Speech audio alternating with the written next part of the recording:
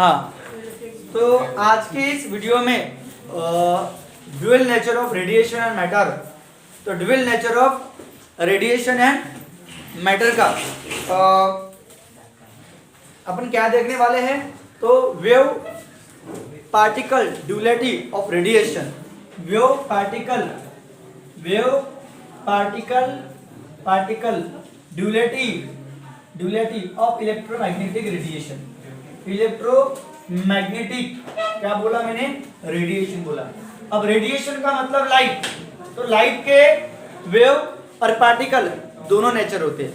ये हमको ये हमारे को डिस्कस करना है कि लाइट बोले तो रेडिएशन, और रेडिएशन के कितने नेचर होते हैं, दो नेचर होते हैं, वेव भी होता है और पार्टिकल नेचर भी होता है। तो आप लोगों को पता है कौन से phenomena, the phenomenon of interference की फिनोमिना, बराबर है, डिफ्रैक्शन की phenomena of interference and diffraction, ठीक है। Explain light have wave nature, क्या एक्सप्लेन करती है, explain successfully what, wave nature of light, wave nature of radiation. Radiation का कौन सा नेचर होता है, वेव नेचर होता है। ये फिनोमिना एक्सप्लेन करती है इंटरफेरेंस और diffraction.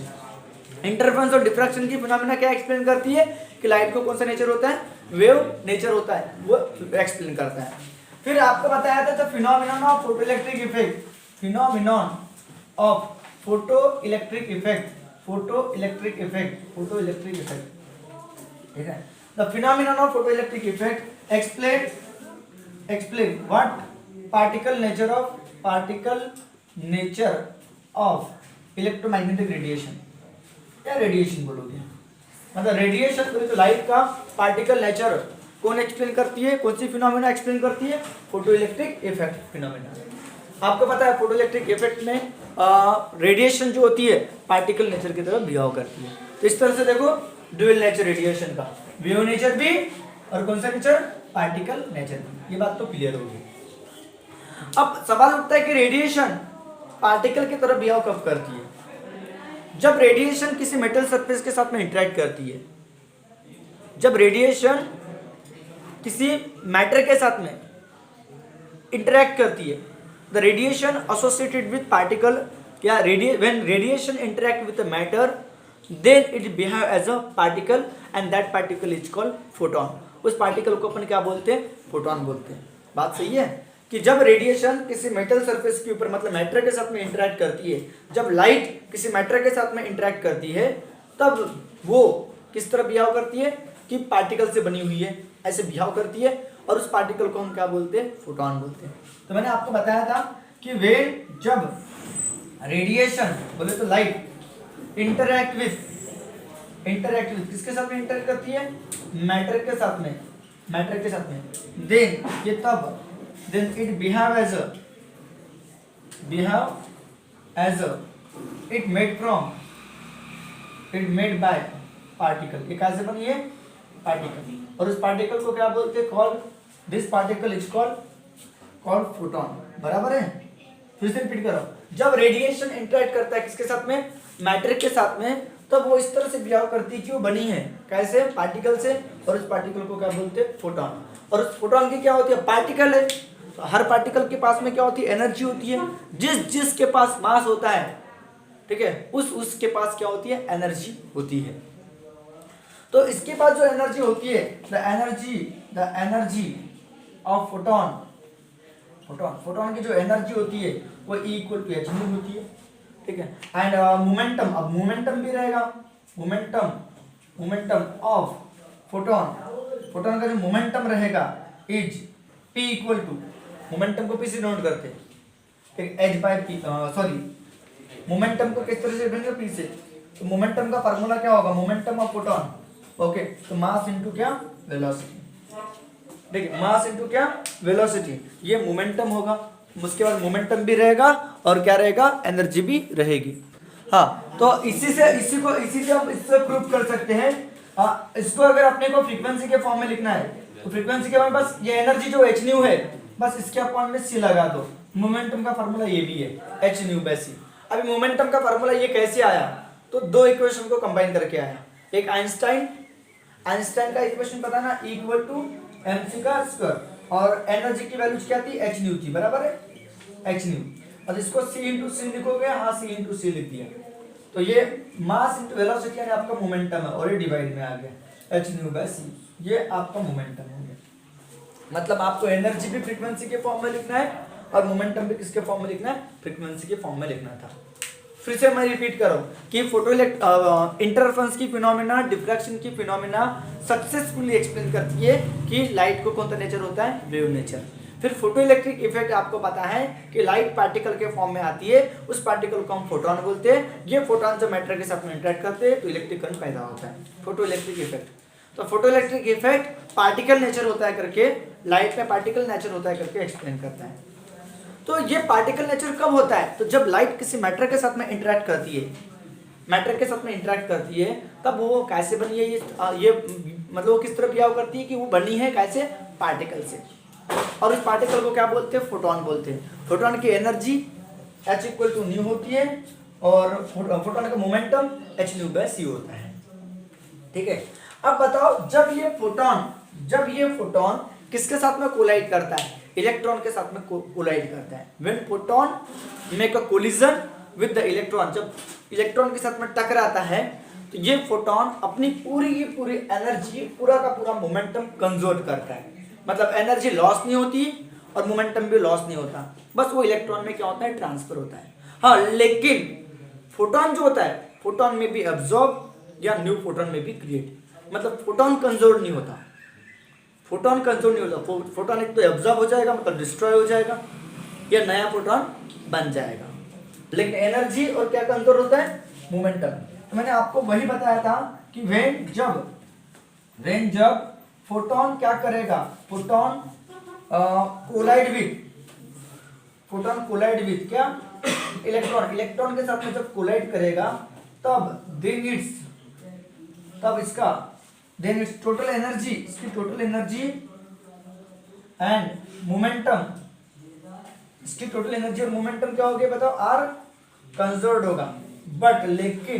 But number of photon, मैंने बोला number of photon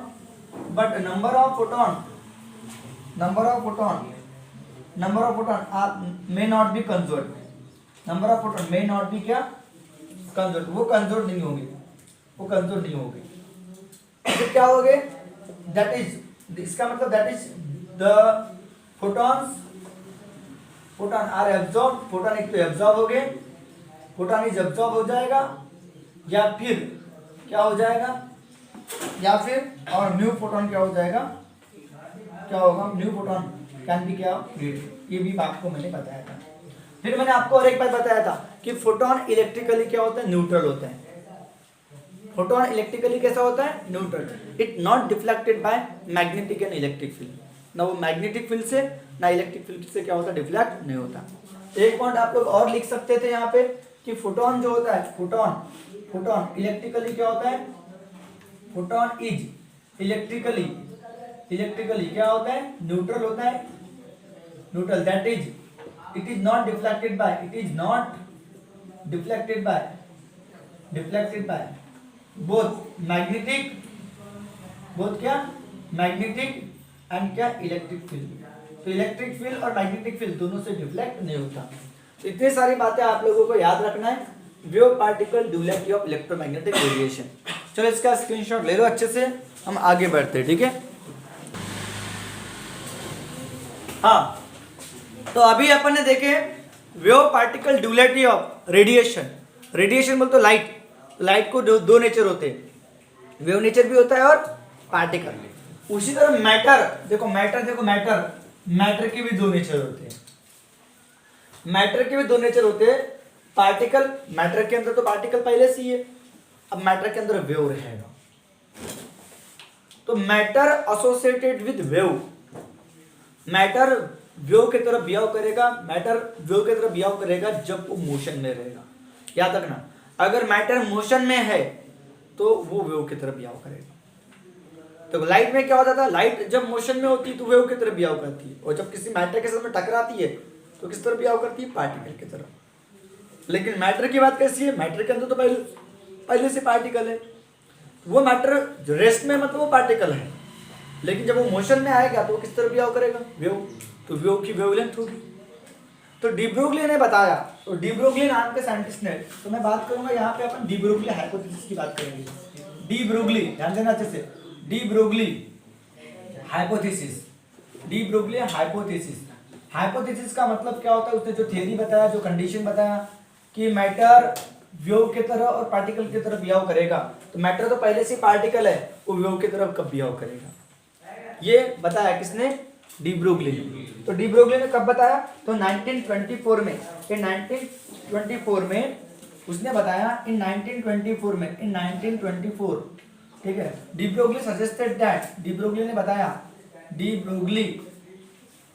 Broglie suggested that, suggested, उसने सजेस्टेड किया, suggested that, okay, particle is a wave, particle क्या रहेगा, पार्टिकल मस्ट हैव, पार्टिकल बोले तो मैटर, पार्टिकल बोले तो कौन, matter, matter must have, matter के अंदर क्या रहेगी, वेव रहेगी, must have wave, when it associated with, जब ये किसके साथ में एसोसिएटेड रहेगा, मोशन के साथ में, must have wave associated with, when it associated with, जब किसके साथ में एसोसिएटेड रहेगा, associated with motion, associated with क्या, मोशन, मतलब जब मैटर मोशन में रहेगा तो वो वेव की तरफ बिहेव करेगा।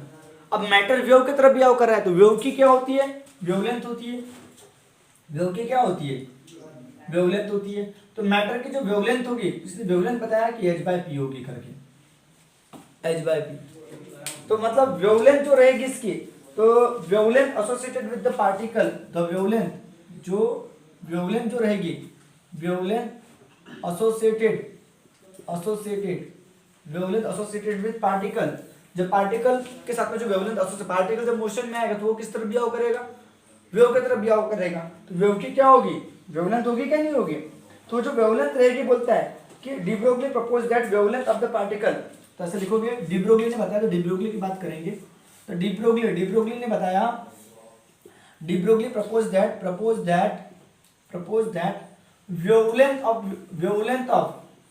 Wavelength of particle, wavelength of क्या, पार्टिकल जिसका मास क्या है, m, और मूविंग विथ वेलोसिटी क्या है, मूविंग विथ वेलोसिटी, मोशन में तो वेलोसिटी के अंदर मूव करेगा, इट्स गिवन बाय, उसने बताया, तो de Broglie propose that wavelength of particle जिसका मास है m, moving with velocity v is given by, तो वेवलेंथ का फार्मूला जो बताया उसने वो h/p बताया, क्योंकि वेवलेंथ जो पार्टिकल की रहेगी, तो पार्टिकल क्या कर रहा है, मूव करेगा तो मोमेंटम आएगा, मास इनटू वेलोसिटी, तो h/p का मतलब मास इनटू वेलोसिटी। तो ये जो फार्मूला उसने डिराइव किया, this equation derive by de Broglie by combining two theory, दो थ्योरी को कंबाइन करके, पहली कौन सी, तो क्वांटम थ्योरी जिसने पार्टिकल के बारे में बताया था, और दूसरी आइंस्टाइन की थ्योरी, E = mc² वाला। तो ये जो इक्वेशन उसने डिराइव किया, the above equation okay derived by combining, by किसको कंबाइन करके, by combining two theories, by combining quantum theory, by combining कौन सी थ्योरी, प्लैंक्स क्या, क्वांटम थ्योरी, प्लैंक कौन सी थ्योरी, क्वांटम थ्योरी, प्लैंक्स की कौन सी थ्योरी बताओ, क्वांटम थ्योरी, प्लैंक्स की quantum theory, Planck's quantum theory and Einstein की थ्योरी, आइंस्टाइन थ्योरी, ठीक है, आइंस्टाइन, ये combining Planck's quantum theory and Einstein का इक्वेशन, तो आइंस्टाइन और प्लैंक्स क्वांटम, आइंस्टाइन और प्लैंक क्वांटम, ठीक है, आइंस्टाइन का इक्वेशन, ठीक है। देखो तो according to Planck's quantum theory आप लोगों को पता है, according to Planck's quantum theory, Planck's की क्वांटम थ्योरी के हिसाब से, प्लैंक्स क्वांटम थ्योरी के हिसाब से एनर्जी का फार्मूला आप लोगों को पता है, एनर्जी h नहीं होती है, एनर्जी ऑफ अ फोटोन यानी पार्टिकल h नहीं होती है, तो ये आपका इक्वेशन, h न्यू का मतलब क्या होता है, c बाय लैम्डा, क्योंकि वेवलेंथ लाना है मेरे को, तो फ्रीक्वेंसी का मतलब c बाय लैम्डा होता है, ये आपका इक्वेशन नंबर कौन सा, फर्स्ट। फिर according to Einstein equation, according to किसके हिसाब से, according to Einstein Einstein equation. तो आइंस्टाइन का इक्वेशन क्या बोलता है आप लोगों को पता है? आइंस्टाइन इक्वेशन क्या बोलता है? Equal to mc square. Equal to क्या होता है? mc square. तो इसको mc इंटू सी लिख सकते हैं। और mc यानी मोमेंटम, mc यानी क्या होता है? मोमेंटम। तो मोमेंटम इंटू सी होगा। इसे इक्वेशन नंबर सेकंड देंगे। तो फ्रॉम कहाँ से? फर्स्ट एंड सेकंड दोनों को कंबाइन कर लो। h बाय लैम्बडा या h by lambda equal to p into c. तो मुझे क्या चाहिए? वेवलेंथ चाहिए। तो ये पीसी का में आएगा, डिवाइड में आएगा। कहाँ गड़बड़ हुई क्या? p इंटू सी। या फिर ऐसा करो इसको p इंटू सी बराबर है। तो बताओ लैम्बडा जैसा का वैसा। बताओ आइंस्टाइन का equation S C by lambda था। ये क्या था? S C by lambda. तो एस सी बाय लैम्बडा। तो सी से सी क्या हो जाएगा? कट जाएगा। तो देखो h by p equal to lambda आ गया। देखो लैम्बडा की वैल्यू क्या होगी? h by p. तो देखो ये आपका इक्वेशन डिराइव हो गया जो डी ब्रोगली ने बताया था कि वेवलेंथ जो रहेगी पार्टिकल के साथ में वो क्या रहेगी? h बाय पी रहेगी। तो बताओ जब पार्टिकल जिसका मास क्या m है और उसकी वेलोसिटी क्या v है, तो ये h बाय पी का मतलब मास इनटू वेलोसिटी। तो जिस किसी पार्टिकल के पास मास है, वेलोसिटी v है, वो जब मूव करेगा वेलोसिटी v के साथ में तब उसमें वेवलेंथ रहेगी। वेवलेंथ रहेगी तो वेवलेंथ किसकी होती है? वेव की होती है। इसका मतलब पार्टिकल में वेव नेचर होता है। ये किसने बताया? डी ब्रोगली ने बताया। ओके, उसने जो हाइपोथेसिस उसका कंसिडरेशन इसका प्रूफ भी देखेंगे कि सच में है, पर उसने बस प्रूफ नहीं किया, उसने ओनली हाइपोथेसिस बताया। ठीक है, गिवन बताया। हाँ उसने मतलब ये हो सकता है। अब उसको प्रूफ कर दिया। कौन था? एक डेविसन और जर्मर एक्सपेरिमेंट है। एक जर्मर एक्सपेरिमेंट है जिसमें सच में पार्टिकल वेव की तरफ बिहेव करेगा। तो पार्टिकल वेव की तरफ कब बिहेव करेगा? जब उस पार्टिकल के मदद से हम डिफ्रैक्शन कर पाएंगे। डिफ्रैक्शन की फिनोमेना क्या एक्सप्लेन करती है? वेव नेचर को एक्सप्लेन करती है। तो डेविसन और जर्मर एक्सपेरिमेंट, उन्होंने एक्सपेरिमेंट किया अपने लेबोरेटरी में और उन्होंने प्रूफ किया कि इलेक्ट्रॉन यानी पार्टिकल डिफ्रैक्शन कर सकता है। उसकी वेवलेंथ क्या होगी? तो ये अपन ये अभी जैसे कि इलेक्ट्रॉन की बात करो तो इलेक्ट्रॉन H12 तो आपको पता है, मास ऑफ इलेक्ट्रॉन डालोगे और ये वेलोसिटी ऑफ इलेक्ट्रॉन डालोगे और जो भी आंसर आएगा वो जर्मर एक्सपेरिमेंट का जो इक्वेशन होगा उसके बराबर आता है। तो देखेंगे वो बात के बाद में। अभी फिलहाल के लिए आपको याद रखना है कि wave particle duality of matter के अंदर पार्टिकल नेचर भी होता है और वेव नेचर भी होता है। ठीक है, तो आपको बताया कि मैटर वेव के तरफ बिहेव कब करेगा। मैटर बोले तो पार्टिकल वेव के तरफ कब बिहेव करेगा? जब वो क्या में रहेगा? मोशन में रहेगा। तो उसकी वेवलेंथ क्या होगी? तो h बाय पी होगी, h बाय एम होगी। ये इक्वेशन कैसे आया? तो दो थ्योरी को कंबाइन करके आया। कौन सी थ्योरी? क्वांटम थ्योरी, एक प्लैंक क्वांटम थ्योरी और एक आइंस्टाइन का इक्वेशन। ये तो फेमस इक्वेशन आपको पता है, एनर्जी मास रिलेशन mc स्क्वायर। तो मुझे मोमेंटम लाना है तो c स्क्वायर को c इंटू से लिखूंगा, ये आपका मोमेंटम हो जाएगा। फिर दोनों इक्वेशन को कंबाइन किया, S C by lambda equal to P C. ये भी एनर्जी है, सी से सी कट गया, पी को इधर ला लिया, लैम्बडा को दबा दिया तो लैम्बडा के लिए h बाय पी, पी यानी मास इनटू वेलोसिटी। चलो इसका अच्छे से स्क्रीनशॉट ले लो, हम आगे देखते फिर। हाँ तो यहाँ पे थ्योरम की जगह थ्योरी होना चाहिए, according to Planck quantum theory. ठीक है, according to Planck quantum theory, थोड़ा फास्ट लिखने में हो जाता है। हाँ और एक बात मैंने आपको बताया कि ये किस तरह बिहेव करती है, मतलब पार्टिकल और वेव। मैटर में पार्टिकल नेचर पहले से ही होता है, अब उसमें वेव नेचर होता है कब? जब पार्टिकल क्या करता है? मूव कर रहा है वेलोसिटी v के साथ में, तो वेव नेचर रहेगा। वेव की क्या होगी? वेवलेंथ होगी। तो वो वेवलेंथ हम इस फार्मूले से निकालने की कोशिश करेंगे तो नहीं निकलेगा, बहुत तकलीफ जाएगी। एच की वैल्यू तो पता है आपको, मास ऑफ इलेक्ट्रॉन भी पता है आप लोगों को, इलेक्ट्रॉन मूव करेगा, लेकिन इलेक्ट्रॉन की जो वेलोसिटी होती है वो निकालने में थोड़ी तकलीफ जाएगी। इसलिए हमने एक्सेलरेटेड इलेक्ट्रॉन, मतलब इलेक्ट्रॉन को हमने एक्सेलरेट किए, और एक्सेलरेटेड इलेक्ट्रॉन यानी इलेक्ट्रॉन में एक्सेलरेशन आएगा तो उसमें वेलोसिटी आएगी। तो एक्सेलरेटेड इलेक्ट्रॉन की जो वेवलेंथ होती है उसका फार्मूला होता है 1.22 बाय रूट वी आर्मस्ट्रॉन्ग, और ये वी यानी क्या है? पोटेंशियल है, वोल्टेज। और हम वोल्टेज को गिन सकते हैं कितने वोल्टेज पे इलेक्ट्रॉन एक्सेलरेट हो रहा है करके। तो 1.22 आर्मस्ट्रॉन्ग अपॉन में रूट ऑफ वोल्टेज, वी यानी वेलोसिटी नहीं वोल्टेज है। तो वोल्टेज की वैल्यू पता रहेगी हमको। तो एक्चुअली वोल्टेज अगर 50 वोल्ट पे इलेक्ट्रॉन अच्छे से एक्सेलरेट होता है तो ये 50 डालूंगा और उसका कैलकुलेशन करूंगा तो लैम्ब्डा की वैल्यू निकलती है 1 पॉइंट समथिंग निकलती है। कितने निकलती है वो? तो 0.167 क्या नैनोमीटर, इतनी कुछ इलेक्ट्रॉन की क्या निकलती है? वेवलेंथ निकलती है। तो यही वेवलेंथ डेविसन और जर्मर एक्सपेरिमेंट ने एक्सपेरिमेंटली निकाला, तब कंफर्म हुआ कि इलेक्ट्रॉन यानी पार्टिकल और पार्टिकल में वेव नेचर होता है। फिर से मैं रिपीट कर रहा हूं, ये जो मैंने बताया ये कैसे निकाला? तो ये आपका डी ब्रोगली हाइपोथेसिस के बेसिस पे एक्सेलरेटेड इलेक्ट्रॉन की वेवलेंथ निकाला, मतलब इलेक्ट्रॉन को एक्सेलरेट किया। कैसे एक्सेलरेट किया? तो पोटेंशियल लगा के। आप लोगों ने देखे होंगे जब हम बैटरी से पोटेंशियल प्रोवाइड करते तो इलेक्ट्रॉन वायर में से मूव करता है, मतलब इलेक्ट्रॉन एक्सेलरेट होता है। तो एक्सेलरेटेड इलेक्ट्रॉन की हमने जो पोटेंशियल लगाया, पोटेंशियल 50 वोल्ट पे इलेक्ट्रॉन अच्छे से एक्सेलरेट होता है। तो उस इलेक्ट्रॉन की वेवलेंथ कितनी निकली? 0.167 नैनोमीटर। अब यही वेवलेंथ, सेम यही वेवलेंथ डेविसन और जर्मर एक्सपेरिमेंट ने क्या किया? एक एक्सपेरिमेंट किया। उस एक्सपेरिमेंट में इलेक्ट्रॉन को उन्होंने क्या किया? एक्सेलरेट किए। ठीक है, उन्होंने एक एक्सपेरिमेंट परफॉर्म किया जहां पे इलेक्ट्रॉन का डिफ्रैक्शन हुआ और तब जाके उन्होंने देखे कि वो वेवलेंथ जो इतनी ही आएगी। तब कंफर्म हुआ कि इलेक्ट्रॉन में कौन सा नेचर होता है? इलेक्ट्रॉन यानी पार्टिकल, और पार्टिकल में कौन सा नेचर होता है? वेव नेचर होता है।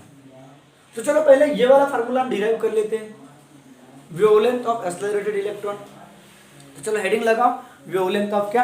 Accelerated electron. वेवलेंथ ऑफ क्या? एक्सेलरेटेड।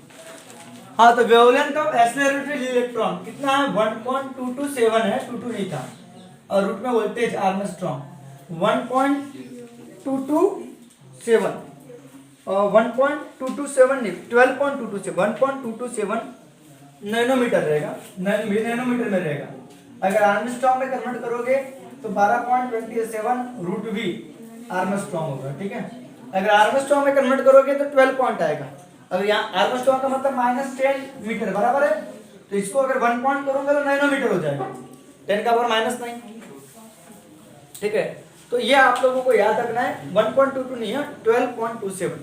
तो ये हमको अभी लाना है, तो चलो लाते हैं। तो आपको पता है according to de Broglie hypothesis, आप लोगों को पता है अकॉर्डिंग टू किसके हिसाब से? डी ब्रोगली हाइपोथेसिस के हिसाब से।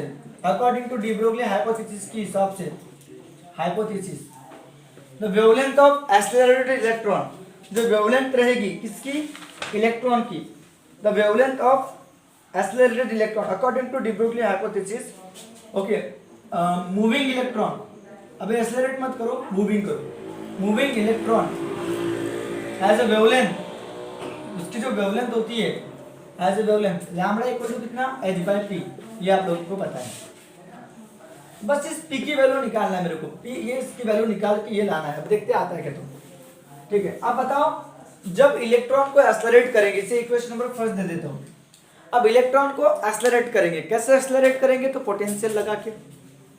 तो इलेक्ट्रॉन के ऊपर वर्क होगा, वही वर्क उस इलेक्ट्रॉन के फॉर्म में किस में कन्वर्ट होगा? काइनेटिक एनर्जी में।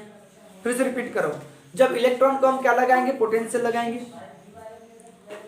पोटेंशियल लगाएंगे तो इलेक्ट्रॉन एक्सेलरेट होगा, एक्सेलरेट होगा यानी वर्क डन होगा। वर्क डन होगा तो इलेक्ट्रॉन की काइनेटिक एनर्जी बढ़ेगी, मतलब इलेक्ट्रॉन और फास्ट मूव करेगा, उसकी काइनेटिक एनर्जी इंक्रीज होगी। उस वर्क डन की वजह से उसकी काइनेटिक एनर्जी क्या होगी? बढ़ जाएगी।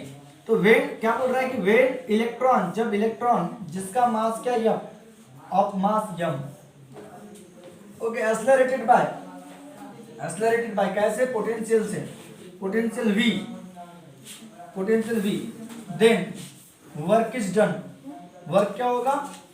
Done, and kinetic energy of electron increases, and kinetic energy of electron क्या हो जाएगी? बताओ, इंक्रीजेस हो जाएगी।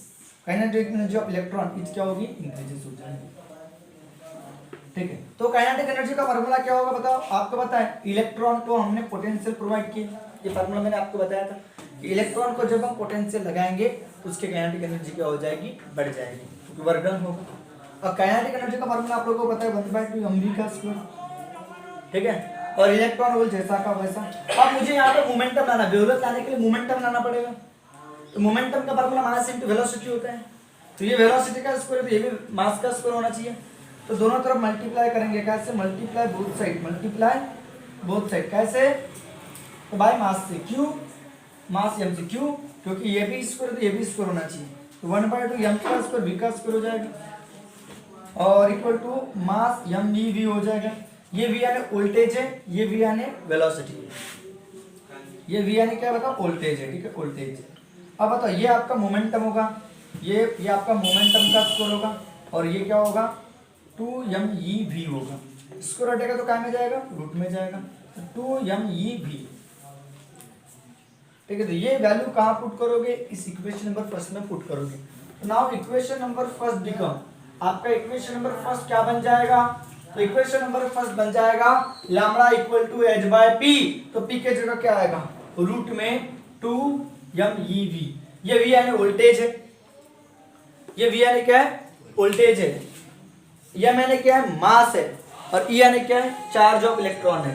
तो ये सब वैल्यू पुट करोगे, ये सब वैल्यू पुट करोगे, तो ये h यानी प्लैंक कांस्टेंट, इसकी वैल्यू पुट करेंगे, दो मास की वैल्यू, इलेक्ट्रॉन की वैल्यू जब पुट करेंगे, इलेक्ट्रॉन के चार्ज की वैल्यू जब पुट करेंगे, तो आपका आंसर ये आएगा, कौन सा? लैम्बडा इक्वल टू 12.27 और अपॉन में रूट भी जैसा का वैसा, ये सबकी वैल्यू पुट करने के बाद में तो कितना आएगा? आर्मस्ट्रांग आएगा। मतलब इसकी वैल्यू जो होती है, किसकी वैल्यू? बट आप लोगों को ऐसा लिख सकते हो यहाँ पे, बट h/रूट में 2me, इनकी वैल्यू, मतलब ये वैल्यू पुट करोगे तो आपका आंसर आएगा 12.27 आएगा, आर्मस्ट्रांग। तो देयरफॉर क्या होगा? लैम्बडा इक्वल टू क्या हो जाएगा? 12.27 बाय रूट वी, क्या? आर्मस्ट्रांग। Okay, done. तो this is required expression for wavelength of accelerated electron.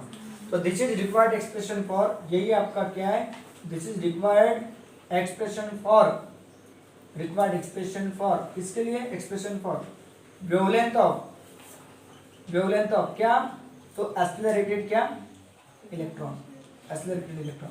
एक बार ऊपर देख लो, अकॉर्डिंग टू डी ब्रोगली के हिसाब से वेवलेंथ ऑफ मतलब मूविंग इलेक्ट्रॉन, जब इलेक्ट्रॉन मूव करता है वेव की तरफ बिहेव करता है, उसकी वेवलेंथ ये होती है। अब उस इलेक्ट्रॉन को मैंने एक्सेलरेट कर दिया ना, उसमें उसकी वेलोसिटी बढ़ा दिया। एक्सेलरेट करने से क्या होता है? पोटेंशियल लगाएंगे तभी एक्सेलरेट होगा। तो इलेक्ट्रॉन जिसका मास है m, उसको मैंने एक्सेलरेट कर दिया बाय पोटेंशियल v से, तब वर्क डन हुआ, और उस वर्क डन से उसकी काइनेटिक एनर्जी बढ़ गई। तो काइनेटिक एनर्जी मैक्स का फार्मूला इलेक्ट्रॉन को पोटेंशियल प्रोवाइड करने की वजह से आया था। काइनेटिक एनर्जी में 1/2 mv²। अब मुझे यहाँ पे मोमेंटम की वैल्यू निकालना, तो मोमेंटम मैंने मास इनटू वेलोसिटी, तो ये स्क्वायर तो ये भी स्क्वायर होना चाहिए, इसे दोनों तरफ मास से मल्टीप्लाई कर दिया, ये m का स्क्वायर हो जाएगा, ये m आ जाएगा, ये 2 उधर चला गया, mass into velocity and momentum, तो मोमेंटम का स्क्वायर हो जाएगा, स्क्वायर हो जाएगा तो रूट में जाएगा। यही वैल्यू मैंने यहाँ पुट कर दिया, देखो। और ये बाकी v को छोड़ के, रूट v को छोड़ के बाकी सबके जगह 12.27 लिख देने का। तो ये आता भी है, आप सॉल्व करोगे तो आएगा भी।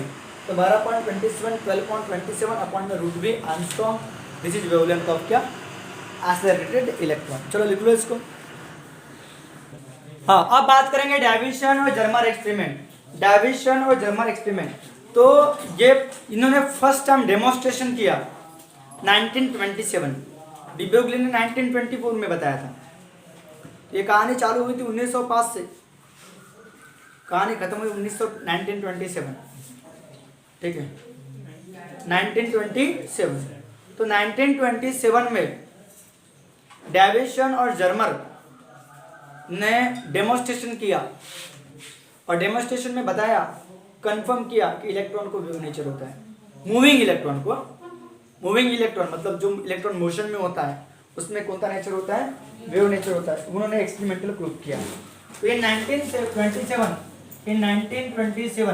डेविसन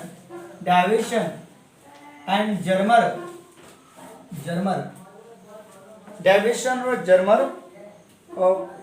जो गिव फर्स्ट एक्सपेरिमेंटल प्रूफ, इन्होंने दिए गिव फर्स्ट एक्सपेरिमेंटल क्या बाबा? Proof of wave nature of electron motion, proof of wave nature of electron motion. जब इलेक्ट्रॉन मोशन में होता है तो उसमें वेव नेचर होता है, मतलब पार्टिकल में वेव नेचर होता है। इसका पहला एक्सपेरिमेंटल प्रूफ 1927 में दिया। और इन्होंने सच में प्रूव किया कि जिस तरह लाइट डिफ्रैक्ट होती है, लाइट का डिफ्रैक्शन होता है, उस तरह इलेक्ट्रॉन भी डिफ्रैक्टेड होता है। ठीक है, इलेक्ट्रॉन भी क्या होता है, तो दे डेमोन्स्ट्रेटेड, इन्होंने दोनों ने मिलकर दे डेमोन्स्ट्रेटेड, उन्होंने डेमोन्स्ट्रेटेड किया, दे डेमोन्स्ट्रेटेड, उन्होंने डेमोन्स्ट्रेशन दिया भैया, they demonstrated the diffraction of electron beam, जो डिफ्रैक्शन होगा इसका, diffraction of electron beam, electron beam का, इलेक्ट्रॉन बीम मतलब इलेक्ट्रॉन की जो रे रहेगी, इलेक्ट्रॉन के बीम का जो डिफ्रैक्शन रहेगा बिल्कुल सिमिलर रहेगा डिफ्रैक्शन ऑफ लाइट की तरह। तो दे डेमोन्स्ट्रेटेड, उन्होंने डेमोन्स्ट्रेट किया कि diffraction of electron beam is similar to, बिल्कुल सिमिलर रहेगा, is similar to diffraction of light beam, diffraction of light beam, light की जो बीम होती है, लाइट की जो रे होती है, उसका जिस तरह डिफ्रैक्शन होता है बिल्कुल उसी तरह डिफ्रैक्शन किसका होता है, इलेक्ट्रॉन बीम का होता है। अब इनका जो एक्सपेरिमेंटल सेटअप था, उस एक्सपेरिमेंटल सेटअप में क्या क्या थी, तो तीन चीजें इंपॉर्टेंट थी। एक थी इलेक्ट्रॉन गन, जहां से इलेक्ट्रॉन निकलेगा, गन यानी बंदूक, जहां से इलेक्ट्रॉन निकलेगा, मोशन देंगे गन से गोली जिस तरह मोशन में आती है, गन से धड़ धड़ धड़ धड़ गोलियां निकलती है मोशन के साथ में, ठीक है, उनको एक्सेलरेशन मिलता है बंदूक की गोली को, और जितने ज़्यादा एक्सेलरेशन, जितनी ज़्यादा वेलोसिटी, उतनी ज़्यादा उस बंदूक की गोली में एनर्जी होगी, धड़ से सर के आर पार होगी। ठीक है, सिंपल सी बात है, जितना ज़्यादा मोशन में रहेगा। तो इस तरह इलेक्ट्रॉन गन रहेगी, वहाँ पे निकल प्रिज्म रहेगा, निकल क्रिस्टल रहेगा, और एक इलेक्ट्रॉन को डिटेक्ट करने वाला इलेक्ट्रॉन डिटेक्टर रहेगा। तो इसके एक्सपेरिमेंटल सेटअप में क्या क्या है, तो देखो इलेक्ट्रॉन गन, तो इलेक्ट्रॉन गन में क्या है, तो एक टंगस्टन की फिलामेंट है, टंगस्टन की क्या है बोला मैंने, फिलामेंट है, तो ये टंगस्टन की फिलामेंट, देखो इस तरह से टंगस्टन की फिलामेंट रहेगी, ये इलेक्ट्रॉन गन का पोर्शन है। और एक सेमी सिलेंड्रिकल एनोड रहेगा, यहाँ पे एक सेमी सिलेंड्रिकल इस तरह से रहेगी, सेमी सिलेंड्रिकल ये, ठीक है, देखो ठीक है, ये सेमी सिलेंड्रिकल क्या रहेगी, एनोड रहेगा, एनोड का काम करेगी, ठीक है, सिलेंड्रिकल एनोड रहेगी, जिसको हम, जो इलेक्ट्रॉन को एक्सेलरेट करने का काम करेगा। यहाँ से इलेक्ट्रॉन निकलेगा, और यहाँ पे रहेगा निकेल क्रिस्टल, यहाँ पे क्या रहेगा, निकेल क्रिस्टल, इधर में कहीं ना कहीं निकेल क्रिस्टल रहेगा, ये है निकेल क्रिस्टल। ये जो दोनों पोर्शन है, ये इलेक्ट्रॉन बीम है, ये क्या चीज है, तो निकेल का क्या क्रिस्टल है, निकेल क्रिस्टल, ठीक है, निकेल क्रिस्टल, ठीक है, निकेल क्या बात बता, क्रिस्टल, क्रिस्टल की स्प्रिंग रॉन्ग हो गई, सीआर में निकेल क्रिस्टल। अब यहाँ पे जो इलेक्ट्रॉन निकलेंगे, ये यहाँ एक एंगल बनेगा, ठीक है, एंगल ये रहेगा आपका थीटा, जनरली 50 डिग्री पे अच्छे से होता है, थीटा इक्वल टू 50 डिग्री रहता है, ठीक है, थीटा इक्वल टू कितना डिग्री बोला मैंने, 50 डिग्री, और okay, theta equal to 50 degree, ठीक है, ओके, ध्यान देना, ठीक है। और इधर रहेगा डिटेक्टर, इस इलेक्ट्रॉन को डिटेक्ट करने वाला कौन रहेगा, बोलो, ये क्या रहेगा, डिटेक्टर रहेगा। और ये डिटेक्टर किसके ऊपर रहेगा, स्केल की अरेंजमेंट रहेगी, यहाँ पे इस तरह से स्केल रहेगी, ये सर्कुलर स्केल रहेगी इस तरह से, ये स्केल रहेगी इस तरह से, इस तरह से स्केल रहेगी, ठीक है, बराबर नहीं बन रही क्या, हाँ, ये इस तरह से रहेगा, ठीक है, इस तरह से, और यहाँ पे क्या रहेगी, स्केल रहेगी इस तरह से, बना लिया जैसे भी सिंपल में, ये स्केल रहेगी, यहाँ पे माप लेंगे 1 2 3 4 5, 1 2 3 4 5, 1 2 3 4 5, 1 2 3 4 5, ओके, इस तरह से, ठीक है। और यहाँ रहेगा डिटेक्टर, इसके ऊपर क्या रहेगा, डिटेक्टर रहेगा, ये रहेगा डिटेक्टर, ये क्या चीज़ है, तो ये है डिटेक्टर, जो इसको डिटेक्ट करेगा, that is called detector, electron को डिटेक्ट करने वाला इलेक्ट्रॉन डिटेक्टर, ठीक है, इलेक्ट्रॉन डिटेक्टर रहेगा। ये बात समझ में आई क्या, आपको डायग्राम समझ में आ रही क्या। और ये पूरा जो अरेंजमेंट है वैक्यूम के चैम्बर के अंदर रखेंगे, ये जो पूरा जो अरेंजमेंट है, ये एक वैक्यूम का क्या है, चैम्बर है, ठीक है, जिसको हम वैक्यूम का चैम्बर, जिसमें एयर बिल्कुल नहीं रहेगी। ये क्या चीज़ है, वैक्यूम का क्या बोला मैंने, बोलो बोलो बोलो बोलो, ये वैक्यूम का क्या है, एक चैम्बर है, ये वैक्यूम का चैम्बर, ठीक है, ये वैक्यूम का क्या बताओ, चैम्बर है, वैक्यूम चैम्बर, जिसमें बिल्कुल क्या नहीं रहेगी बताओ, एयर नहीं रहेगी, वैक्यूम का चैम्बर है, ठीक है, ठीक है। अब क्या होगा, वैक्यूम का चैम्बर तो लिख कर दिए, थोड़ा बहुत ज़्यादा बना दे, तो थोड़ा सा पास में बनाना था, ओके, कोई दिक्कत वाला काम नहीं है, इस तरह से, ठीक है। ये वैक्यूम का क्या है बताओ, चैम्बर है। ओके, तो वैक्यूम का चैम्बर हो गया, ठीक है, वैक्यूम चैम्बर।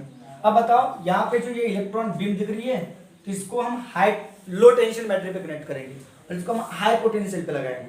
ये पोटेंशियल हाई पोटेंशियल बैटरी पे लगाएंगे और ये कौन सा लो टेंशन बैटरी के ऊपर लगाएंगे। देखो इसका एक लो टेंशन बैटरी होगी, इधर है लो टेंशन बैटरी, इधर है लो टेंशन बैटरी, तो इधर है लो टेंशन बैटरी नेगेटिव और ये पॉजिटिव, ये लो टेंशन बैटरी है इस तरह से, ये लो टेंशन बैटरी होगी, ठीक है, ये लो टेंशन बैटरी होगी, ठीक है, इस तरह से लो टेंशन बैटरी। और इधर रहेगी हाई टेंशन बैटरी, इधर जो बैटरी रहेगी वो कौन सी रहेगी, हाई टेंशन वाली, ये ये इसको पॉजिटिव पोटेंशियल पे लगाना है, तो इधर नेगेटिव देंगे और इसको पॉजिटिव। देखो ये एनोड का काम करेगा, ये कैथोड का काम करेगा, ये देखो ये नेगेटिव पे कनेक्ट है, दिख रहा है, और ये पॉजिटिव हाई पोटेंशियल, ये अपना हाई पोटेंशियल पे लगाना है इसको। और यहाँ पे रियोस्टेट भी रहेगा, यहाँ पे रियोस्टेट भी रहेगा इस तरह से, ये रियोस्टेट रहेगा इस तरह से, रियोस्टेट रहेगा इस तरह से, इस तरह से रियोस्टेट रहेगा, थोड़ा पास में ये रियोस्टेट, ठीक है। ये आप लोगों को इस तरह से याद रखना है, ये इस तरह से याद रखना है, नेगेटिव और ये पॉजिटिव और ये रियोस्टेट इस तरह से, ये इस तरह से, ठीक है, ये इस तरह से, ये रियोस्टेट। ये कौन सी बैटरी है, हाई टेंशन वाली बैटरी, और ये कौन सी बैटरी है, लो टेंशन वाली बैटरी, लो टेंशन और हाई टेंशन। यह है एक्सपेरिमेंटल पूरा क्या अरेंजमेंट, ये क्या है आपका पूरा एक्सपेरिमेंटल अरेंजमेंट। ये वैक्यूम का चैम्बर हो गया, ठीक है, ये वैक्यूम का क्या हो गया, चैम्बर हो गया, ठीक है, ठीक है, वैक्यूम का चैम्बर, ओके। तो मैं आपको डायग्राम तो आप लोगों को समझ में आ गई होगी, मैं फिर से रिपीट कर रहा हूँ। यह है एक्सपेरिमेंटल अरेंजमेंट, डेविएशन और कौन सा जर्मन एक्सपेरिमेंट का। तो बताओ ये क्या चीज़ है, ये पूरी दोनों मिलाकर ये क्या चीज़ है, दोनों ये क्या है, इलेक्ट्रॉन, बताओ, अरे इलेक्ट्रॉन क्या है, इलेक्ट्रॉन क्या है, गन है, ठीक है। ये एक्सेलरेटिंग एनोड है, एक्सेलरेटिंग क्या एनोड है, मतलब आप लोगों को याद रखना एक्सेलरेटिंग एनोड इलेक्ट्रॉन को एक्सेलरेट करेगा। और ये क्या है, कैथोड है, ये टंगस्टन की फिलामेंट है, ये टंगस्टन से बनी है। ये क्या चीज, ये कैसे बनी बताओ, टंगस्टन फिलामेंट, टंगस्टन, ठीक है, टंगस्टन की फिलामेंट है, फिलामेंट जो किसका काम करेगी, कैथोड का काम करेगी, ठीक है, कैथोड वो किसका काम करेगी, एनोड का, ठीक है। यहाँ पे निकल की क्रिस्टल है, इस पे इलेक्ट्रॉन गिर जाएगा, ये डिफ्लेक्ट होगा और वो डिटेक्टर उसको डिटेक्ट करेगा। यहाँ गैल्वेनोमीटर रहेगा, ठीक है, तो गैल्वेनोमीटर करंट पैदा करेगा, वो करंट डायरेक्टली प्रोपोर्शनल रहेगा इसकी इंटेंसिटी को, जितनी ज़्यादा इंटेंसिटी उतना ज़्यादा करंट, आपको पता है, जितने ज़्यादा इलेक्ट्रॉन उतना ज़्यादा क्या होगा, करंट होगा, ठीक है। यहाँ पे गैल्वेनोमीटर डिटेक्ट लगाएंगे, ठीक है। फिर कैसे क्या करना, अब वेवलेंथ निकालना इलेक्ट्रॉन की, इलेक्ट्रॉन की वेवलेंथ निकालने के लिए हमको एक ब्रैग्स फार्मूला यूज करना पड़ेगा, ब्रैग्स का फार्मूला यूज करना पड़ेगा। और ब्रैग्स का फार्मूला बोलते हैं 2d sin थीटा बोलते हैं, sin फाई, ये फाई जो है ना ये ग्लेसिंग एंगल है, ये d क्या है, तो वो जो आपको इलेक्ट्रॉन की जो इंटेंसिटी डिफ्रैक्शन पैटर्न मिलेगा, तो जो दो मैक्सिमा या दो मिनिमा के बीच का जो स्पेस रहेगा वो रहेगा d, और ये एक्चुअली होता कितना है, तो इसकी वैल्यू आपके पास दी रहेगी, टेंशन वाली बात नहीं है, पेपर में इसकी वैल्यू आप लोगों के पास दी रहेगी, या आप लोगों को याद ही रखना पड़ेगा d की वैल्यू कितनी होती है।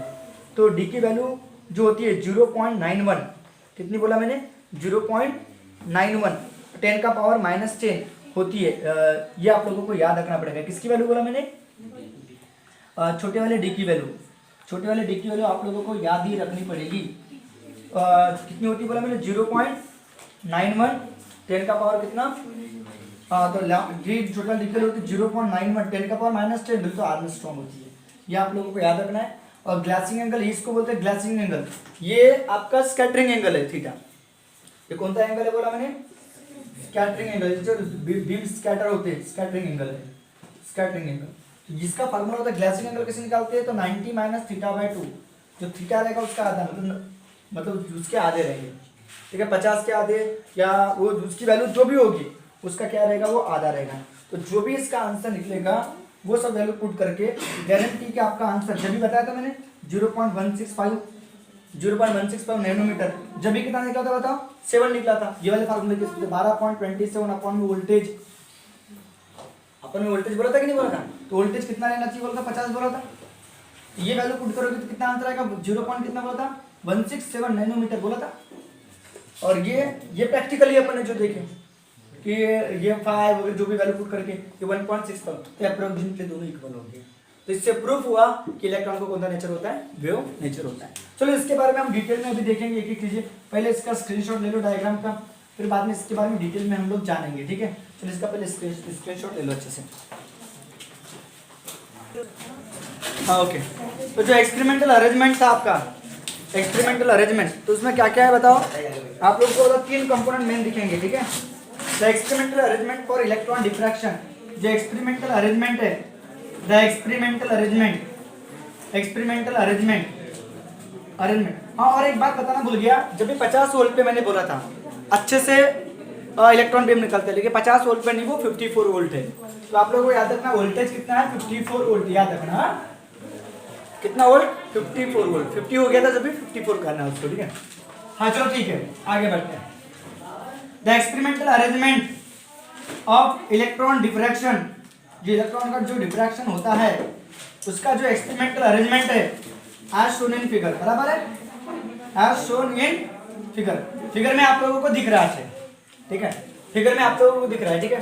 तो डैविसन और जर्मर ने पहला फर्स्ट एक्सपेरिमेंटल प्रूफ दिया कि इलेक्ट्रॉन का डिफ्रैक्शन होता है। जो first experimental proof wave nature of electron, electron का कौन सा नेचर, वेव नेचर का फर्स्ट एक्सपेरिमेंटल प्रूफ दिया। और इलेक्ट्रॉन का डिफ्रैक्शन बिल्कुल लाइट के डिफ्रैक्शन की तरह होता है, ये इन्होंने डिमोन्स्ट्रेट भी किया। और जो एक्सपेरिमेंटल अरेंजमेंट है आपको फिगर में दिख भी रहा है। तो विच कंसिस्ट, इसमें क्या क्या बताओ। It consist electron gun, in 3 component याद रखना है आप लोगों को। इट कंसिस्ट इलेक्ट्रॉन गन, यह है electron gun. It consist electron gun, इसमें क्या क्या है, तो इलेक्ट्रॉन गन है, साथ में निकेल क्रिस्टल है, निकेल क्रिस्टल ये आपको याद करना है, निकेल क्रिस्टल है, और बाद में क्या है, एंड डिटेक्टर है, डिटेक्टर, इलेक्ट्रॉन डिटेक्टर। तो 3 मेन इंपॉर्टेंट है, एंड इलेक्ट्रॉन डिटेक्टर, ठीक है, इलेक्ट्रॉन डिटेक्टर। अब एक एक के बारे में हम डिटेल में पढ़ेंगे।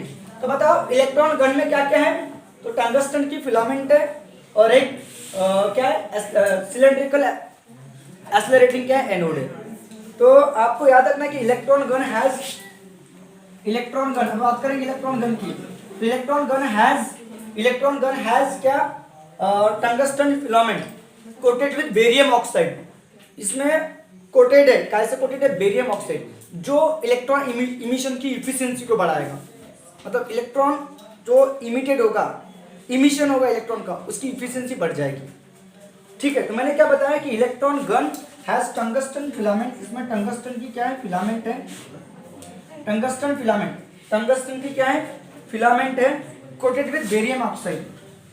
कोटेड विद, कैसे कोटेड है, मैंने आपको अभी जो बताया, कोटेड विद कैसे, बेरियम ऑक्साइड, जो क्या इंक्रीज करेगा, efficiency for high emission efficiency. ये किसके लिए कोटेड किए, फॉर हाई इमिशन, इमिशन क्या, इफिशिएंसी के लिए, इफिशिएंसी इलेक्ट्रॉन गन में, ओके। और बाद में filament work as a thermionic cathode. Filament जो रहेगी, ये जो फिलामेंट है टंगस्टन की फिलामेंट, ये कैथोड की तरह बिहेव करेंगे, मैंने बोला था कैथोड की तरह बिहेव करेंगे, ठीक है। तो दिस फिलामेंट, ये जो फिलामेंट है, this filament act as a, किस तरह काम करेगी, कैथोड की तरह काम करेगी। इतना क्लियर हो गया। उसके बाद में मैंने बताया कि electron are accelerated by, electron को एक्सेलरेट करेंगे सिलेंड्रिकल एक्सेलरेटिंग एनोड से, जो हाई टेंशन बैटरी को कनेक्टेड है थ्रू रियोस्टेट। चलो पहले इसका तो आपको ऊपर पिक्चर का अच्छे से एक बार स्क्रीनशॉट ले लो, अब बाद में फिर हम आगे का देखते हैं, ठीक है, ठीक है। द इलेक्ट्रॉन को देखो, यहाँ से तो कैथोड की तरफ बिहेव कर दिए, ठीक है। अब इलेक्ट्रॉन को क्या करेंगे, एक्सेलरेट करेंगे बाय सिलेंड्रिकल एनोड से।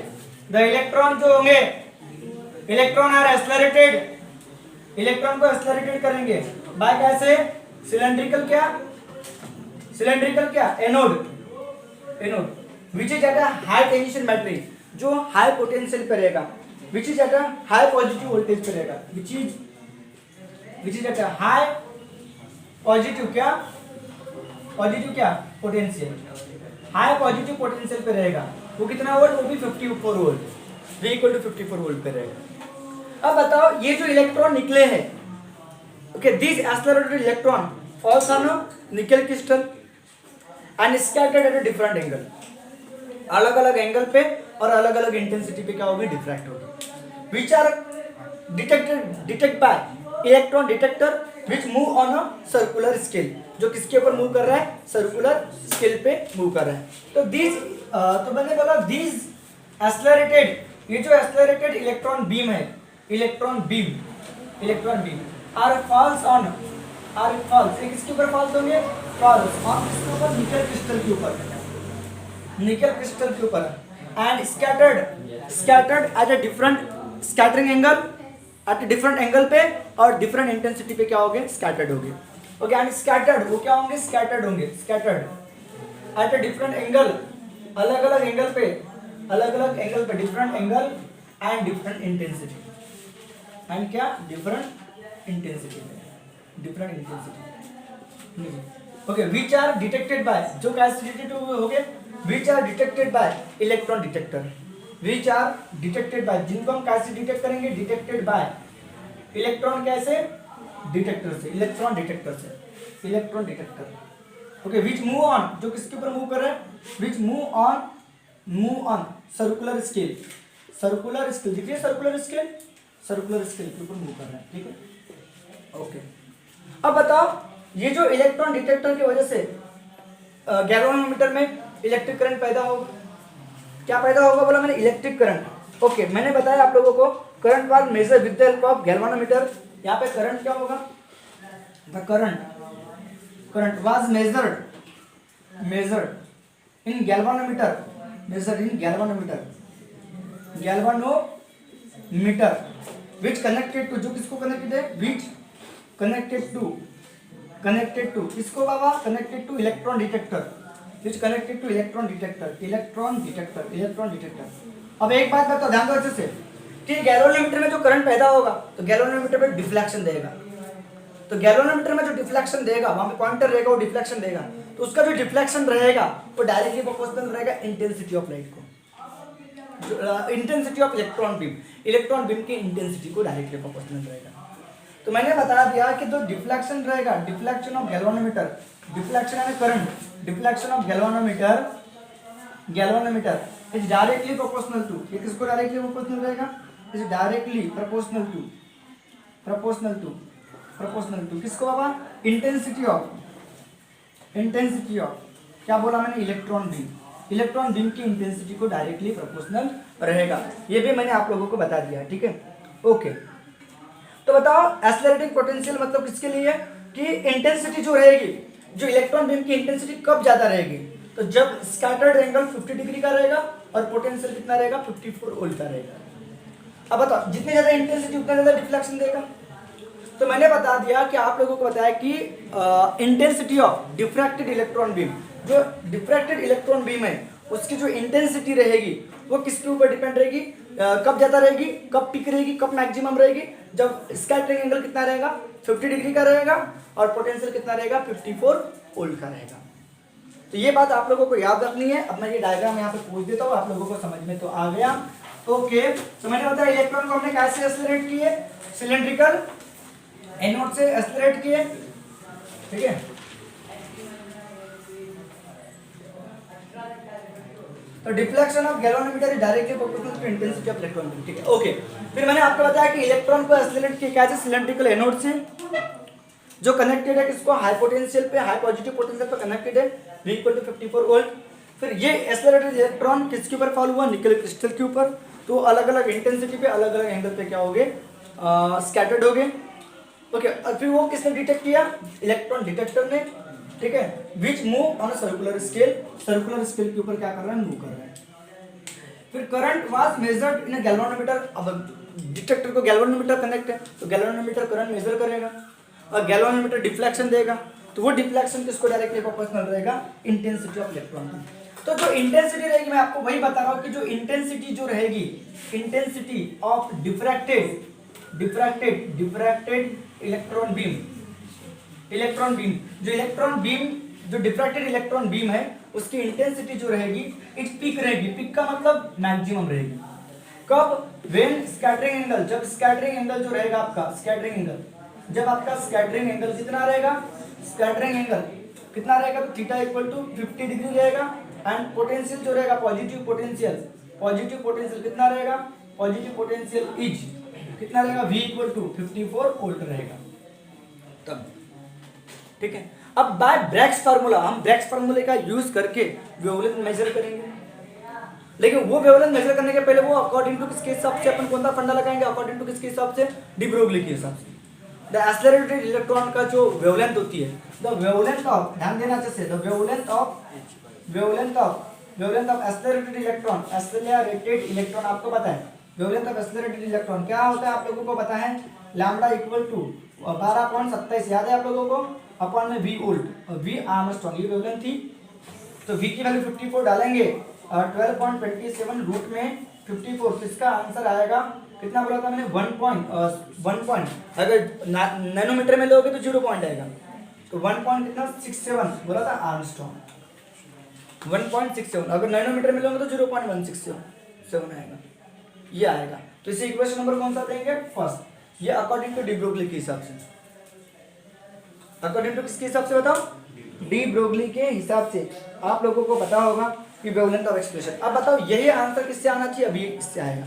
तो बाय ब्रैग्स फार्मूला, कौन से फार्मूले से, ब्रैग, ये ब्रैग्स फार्मूला आप लोगों को याद रखना है, Bragg's formula, wavelength of diffracted electron beam की बात करेंगे, वेवलेंथ ऑफ क्या बोला मैंने, डिफ्रैक्टेड, बोलो डिफ्रैक्टेड इलेक्ट्रॉन बीम, ये फार्मूला आप लोगों को याद रखना है, electron beam, diffracted electron beam का फार्मूला लैम्बडा इक्वल टू क्या होता है, कितना बोला था, 2d sin phi, और ये फाई यानी कौन सा एंगल है, ग्लेसिंग एंगल है, डी यानी स्पेसिंग बिटवीन डिफ्रैक्शन पैटर्न, ठीक है, ये 0.91 आर्मस्ट्रांग होती है।